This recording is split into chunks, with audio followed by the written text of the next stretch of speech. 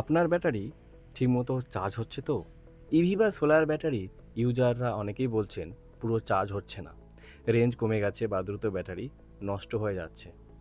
আজকে আমি আপনাদের বলবো 5টি ভুল যেগুলো অনেকেই অজান্তে করে ফেলেন, আর সেগুলো আপনার ব্যাটারির মৃত্যুর কারণ হয়ে দাঁড়ায়।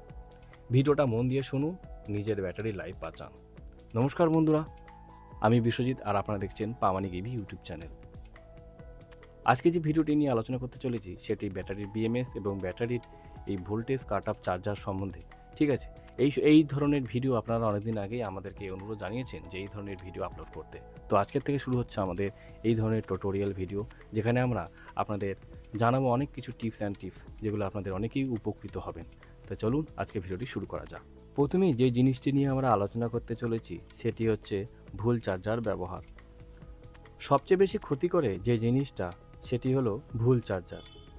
অনেকেই ভাবে 48 ভোল্ট মানেই যে কোনো 48 ভোল্ট চার্জারই হবে, কিন্তু লিথিয়াম আয়ন আর ফসফেট ব্যাটারি চার্জারের ভোল্টেজ টোটালি আলাদা। লিথিয়াম আয়ন চার্জিংয়ের কাট আউট ভোল্টেজ 54.6 ভোল্ট আর লিথিয়াম ফসফেট 48.4 ভোল্ট। এখানে যদি ভুল ভোল্টেজের চার্জার ইউজ করো তাহলে সেলগুলো ঠিকমতো চার্জ হবে না। কোনো সেল ফুল চার্জ, কোনোটা হাফ চার্জ, আর কিছুদিন পরেই ব্যাটারির মধ্যে ব্যালেন্স হারাবে। এরপর শুরু হবে গরম হওয়া, ফুলে যাওয়া, পারফরমেন্স কমে যাওয়া, সব মিলিয়ে ব্যাটারি ধ্বংস। তাই চার্জার কিনতে গেলে অনেক আগে দেখে নিন আপনার ব্যাটারি কোন টাইপের। 2 নম্বরে যে বিষয়টি নিয়ে আমরা আলোচনা করতে চলেছি সেটি হচ্ছে ওভার চার্জিংয়ের সমস্যা। ধরুন আপনি এমন একটা চার্জার ব্যবহার করছেন যেটার কোনো অটো কাট নেই, মানে ব্যাটারি ফুল হলেও সেটা চার্জ দিয়ে যাচ্ছে। এটা খুবই বিপজ্জনক, কারণ একবার যদি সেল ফুল চার্জের পরেও আবার চার্জিংয়ে চলতে থাকে তাহলে সেল গরম হতে থাকে, প্রেশার বাড়ে, ফলে ব্যাটারি ফুলে যায়, ফেটেও যেতে পারে, এমনকি আগুনও লেগে যেতে পারে। এমন অনেক ঘটনা হয়েছে যেখানে মাত্র 500 টাকার চার্জারে সস্তা চার্জার ব্যবহার করে হাজার হাজার টাকার ব্যাটারি শেষ হয়ে গেছে। তাই মনে রাখবেন, চার্জার যেন অবশ্যই অটো কাট ফিচার সহ থাকে। 3 নম্বর, ভুল বিএমএস ব্যবহার করা। ব্যাটারি ম্যানেজমেন্ট সিস্টেমের মানেই হলো বিএমএস, মানে ব্যাটারির গার্ড। ঠিকমতো বিএমএস না হলে ব্যাটারি কখন চার্জ থামবে, কখন ডিসচার্জ থামবে, এই নিয়ন্ত্রণ থাকে না। এতে করে ব্যাটারির কোনো সেল এক্সট্রা চার্জ হয়ে যায়, আবার কোনো সেল পুরো চার্জ পায় না।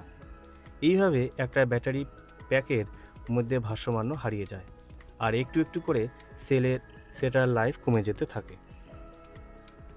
আরেকটা ভুল অনেকেই করেন, বিএমএসের সিরিজ ভুলভাবে বেছে নেওয়া। ধরুন 48 ভোল্ট ব্যাটারির জন্য দরকার 13S বা 15S, এস মানে সিরিজ, ঠিক আছে, 13 সিরিজ বা 15 সিরিজের বিএমএস। তুমি যদি ভুল করে 16 সিরিজের বিএমএস লাগাও তাহলে সেটা সঠিকভাবে কন্ট্রোল করতে পারবে না। তাই সঠিক বিএমএস বেছে নেওয়া অত্যন্ত জরুরি। 4 নম্বর যে বিষয়টি নিয়ে আমরা আলোচনা করব সেটি হচ্ছে চার্জিংয়ের সময় ডিসচার্জ।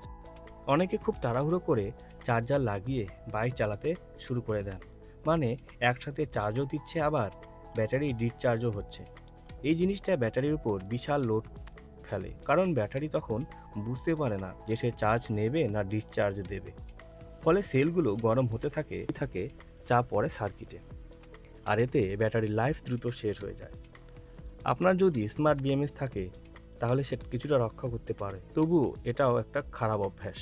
চার্জ করতে দিলে ব্যাটারিকে বিশ্রাম দিন, বাইক চালানো বন্ধ রাখুন। সবার শেষে যে 5 নম্বর যে বিষয়টি নিয়ে আলোচনা করতে চলেছি সেটি হচ্ছে ভুল কানেকশন ও স্পার্ক। শেষ যে ভুলটা সাধারণ কিন্তু মারাত্মক, সেটা হলো কানেকশন ভুল। অনেকে ডিসি প্লাগ সঠিকভাবে লাগান না, ঢিলা থাকে, তাতে স্পার্ক হয়, কারেন্টে ঝাঁকুনি খায়, আর ব্যাটারি বিএমএস বা সেল পুড়ে যেতে পারে। আর যদি পোলারিটি উল্টো করে বসেন, মানে মাইনাস আর প্লাস এর জায়গায় পাল্টে দেন, তাহলে ব্যাটারি 1 সেকেন্ডেই পুড়ে শেষ হয়ে যাবে। এই ছোট ভুল আপনার হাজার হাজার টাকার ক্ষতি করতে পারে। তাই সবসময় কানেকশন ভালোভাবে চেক করে তারপরেই চার্জ দিন। এই ছিল 5টি মারাত্মক ভুল যেগুলো এড়াতে পারলেই আপনার ব্যাটারি লাইফ 2 থেকে 3 বছর বাড়িয়ে দিতে পারবেন। আবারও মনে করিয়ে দিচ্ছি, সঠিক চার্জার, অটো কাট চার্জার, ভালো বিএমএস, চার্জিংয়ের সময় বাইক চালানো বন্ধ করুন, সঠিক কানেকশন। আপনার যদি কোনো প্রশ্ন থাকে নিচে কমেন্টে অবশ্যই জানাবেন। আর ভিডিওটি যদি আপনার দরকারি বলে মনে হয় অবশ্যই শেয়ার করবেন আপনাদের বন্ধুদের সঙ্গে। আর এই ভিডিওটি যদি আপনাদের ভালো লেগে থাকে অবশ্যই লাইক করবেন আর কমেন্টে অবশ্যই জানাবেন।